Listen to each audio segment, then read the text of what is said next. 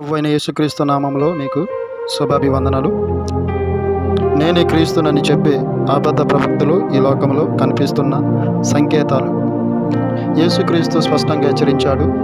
అనేకులు నా నామమున వచ్చి నేనే క్రీస్తుని అని చెప్పి అనేకులను మోసపరచుదురు. మత్తయి సువార్త 24:5.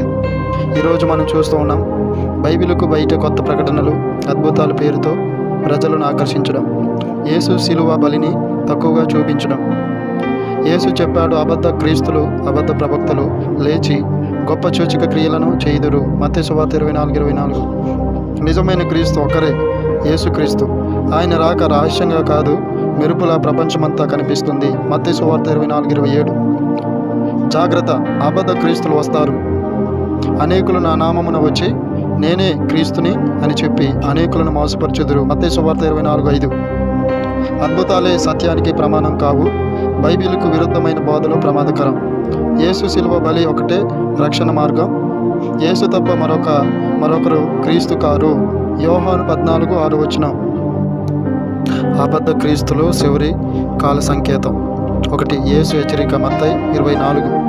మోసం చివరి కాలానికి ప్రధాన లక్షణం.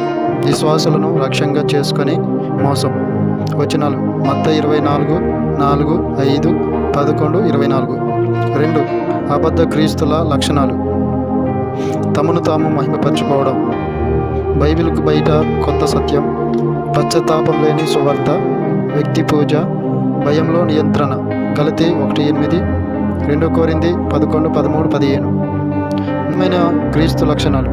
శిలువ రక్తబలి కేంద్రంగా ఉంటుంది. పశ్చాత్తాపం పరిశుద్ధతకు పిలుపు. దేవునికి మహిమ, మనుషులకు కాదు. యోహాను 14:6, ఏబ్రీ 13:8. యేసు రెండవ రాక ఎలా ఉంటుంది? రహస్యంగా కాదు, ఒక వ్యక్తి మూలంగా కాదు, ప్రపంచమంతా చూసే విధంగా. మత్తయి 24:27, ప్రకటన 1:7. విశ్వాసులు ఎలా జాగ్రత్త పడాలి? రోజు వాక్యం చదవాలి, ప్రతి బోధను పరీక్షించాలి, నాయకుడిని కాదు క్రీస్తును అనుసరించాలి. అపోస్తలుల కార్యములు 17:11. ఎవడును మిమ్మల్ని మోసపరచుకున్నట్లు జాగ్రత్త పడుడి. మత్తయి 24:4.